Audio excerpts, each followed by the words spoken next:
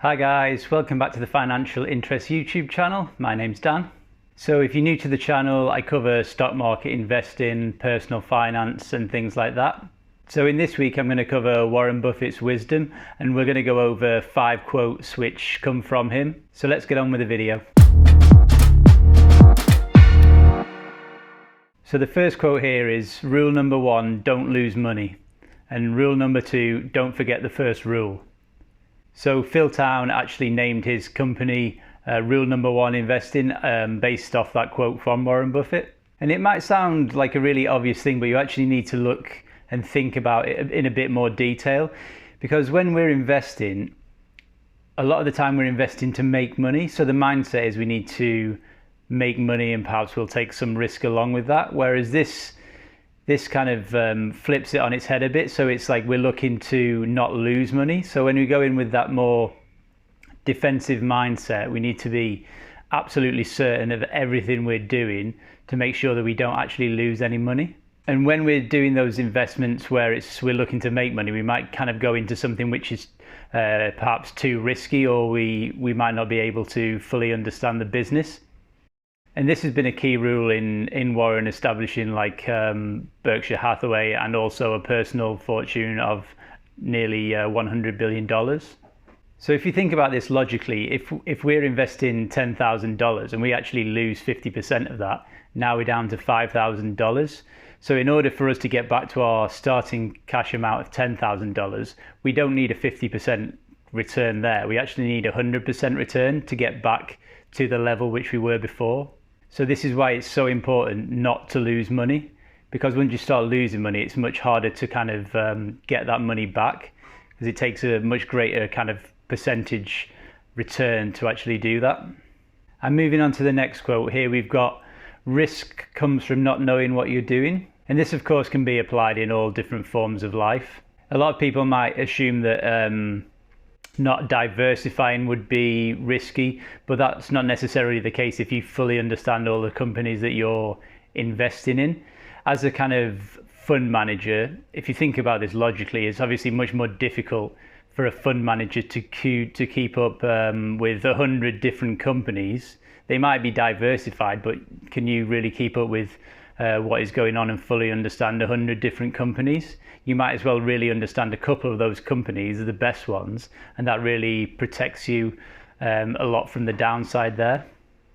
And also we need to think who is going to be at more risk of losing money on an investment. Is it someone who's kind of an expert in a particular field and they're investing in that field, or is it going to be someone who's a complete novice, never invested in that before, doesn't really understand it? I know which person I would rather have my money with in that situation. So not understanding the business you're investing in is obviously putting yourself at great risk there that you're going to lose money. And that brings us on to the next quote: never invest in a company that you cannot understand. Now this sounds simple, but there's a lot of people out there who'll invest based on tips from other people. Maybe it's a tip even from a friend who knows nothing about the business really. You might have read an article or seen something on CNBC, and that's really just someone's opinion. You actually always need to go and check out any business yourself, look at the numbers, check the management team.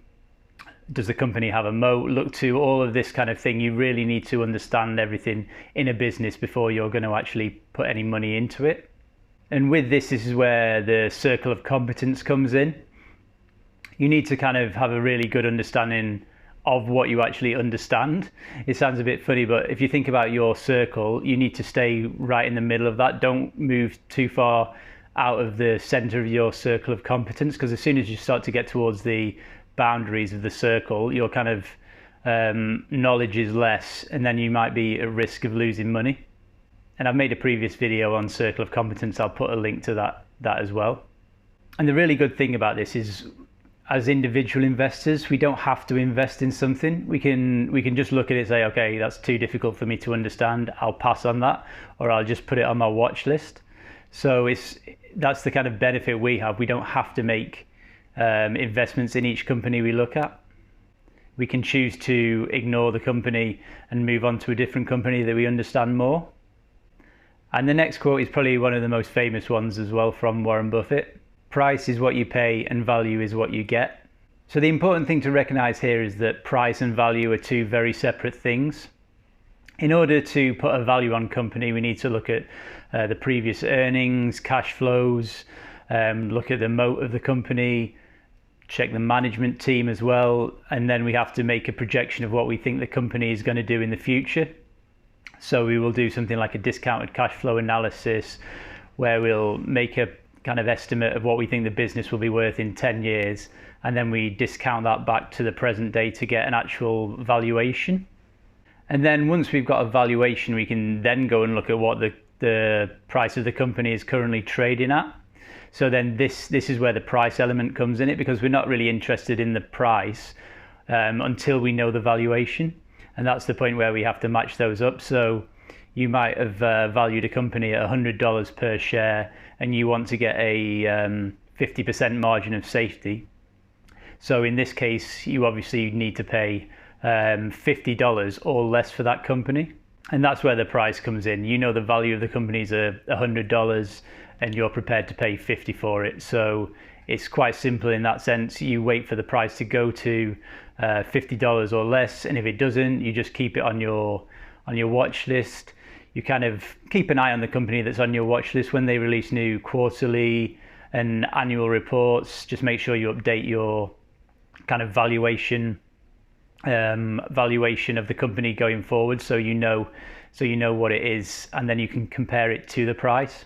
And moving on to the final quote now. In the business world, the rearview mirror is always clearer than the windshield.